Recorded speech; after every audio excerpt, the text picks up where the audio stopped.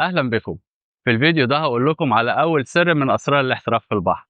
مهارة واحدة بس لو أتقنتها هتديك الثقة والسيطرة والهدوء. مش بس هي شرط من شروط التدريب، لكن دي كمان مفتاح الأمان في البحر وأساس أي تدريب متقدم سواء كان في السنوركلينج أو حتى في الغوص. النهاردة هنتعرف على مهارات الطفو الأساسية. أنا عماد سليم ودي سنوركلينج أكاديمي.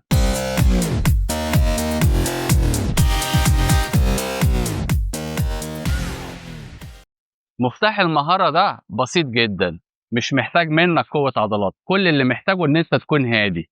عايز منك 3 حاجات تعملهم، تهدى وتنظم نفسك وتسيب المَيّة هي اللي تشيلك بدل ما أنت تشيل نفسك.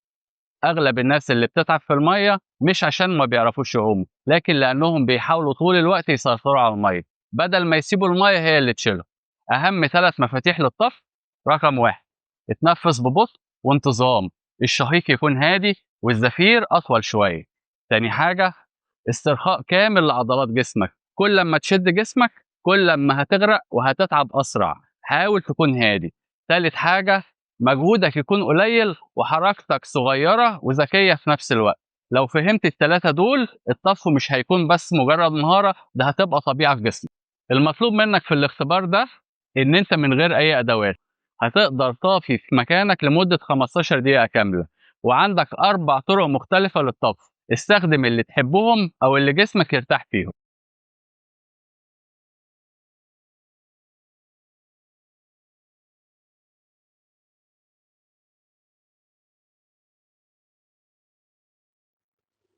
حركات الوقوف في المية كتير ومفيش ليها قانون ثابت.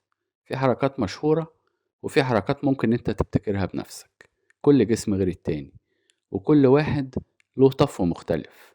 غير كمان نوع المية، عذبة أو ملح. أكيد الطفو في المية المالحة أسهل بكتير.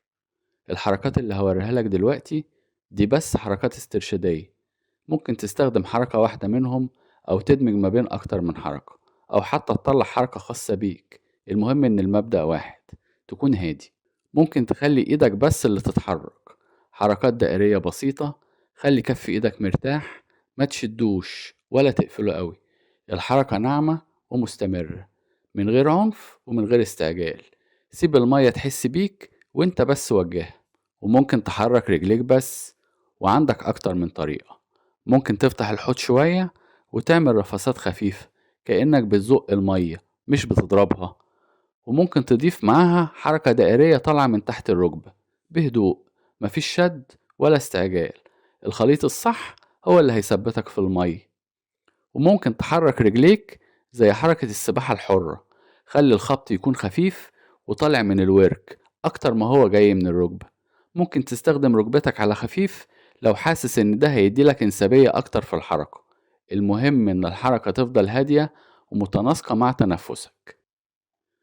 وممكن تعمل ميكس، حركات إيدين ومع حركات رجلين. إيدين هادية بتوجه المية، ورجلين بيتحركوا على خفيف بس عشان يثبتوا وضعك. ولو حسيت إن جزء بدأ يتعبك خفف عليه وخلي الجزء التاني هو اللي يكمل. التوازن مش في القوة، التوازن في الهدوء. وممكن ما تعملش حاجة خالص، بس شوية هوا في الرئة وريح جسمك، وسيب المية هي اللي هتشيلك لوحدها. مفيش مجهود ولا في طاقة بتضيع. أكتر حاجة هتخليك ثابت إنك تكون هادي. تاني وضعية طفو اسمها drowning proof، أو بالعربي وضعية منع الغرق. ودي واحدة من تمرينات القوات البحرية. الوضعية دي كانوا بيعملوها مع الجنود لما يسيبوهم في المية فترات طويلة وطاقتهم توصل للحد الأدنى. كانوا بيستخدموا التقنية دي للبقاء على قيد الحياة. هتسيب جسمك مفرود على وش المية وخلي وشك فيها. استرخي، حس بضربات قلبك وهي بتهدى.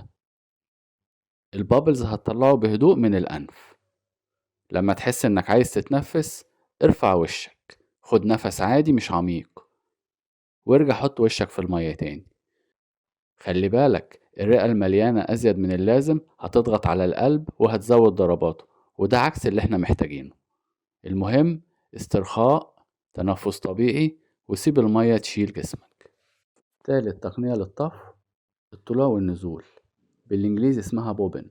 المهارة دي ممتازة علشان تظبط النفس بعد سباحة مجهدة. بتقدر ترجع ضربات قلبك ومعدل تنفسك لمستوى الراحة من تاني. خلي جسمك في الوضع الرأسي، ارفع ايديك لفوق علشان تنزل تحت سطح المية وتخرج الزفير من الأنف، بلاش تفرغ كل الهواء من الرئة. بعد كده هتحرك ايديك ورجليك علشان تخرج راسك بالكامل فوق سطح المية. خد نفس طبيعي وبعدين ارجع انزل تحت السطح تاني وفرغ من الأنف برضه، وهكذا.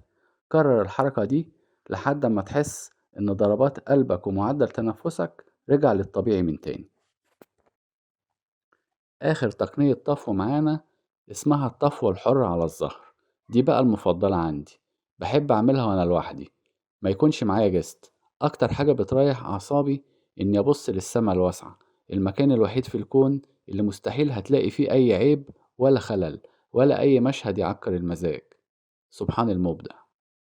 مش بس كده، ده المية شايلاك وبتمرجحك، حاجة آخر سلطنة. بس خلي بالك، اوعى تنسى نفسك، التيار ممكن يسحبك، خليك واعي ومسيطر على نفسك بدل ما تزعل. لو اتقنت المهاره دي علاقتك مع البحر هتتغير تماما، وهتكتشف قد ايه ان الهدوء فوق الميه هو سر قوتك.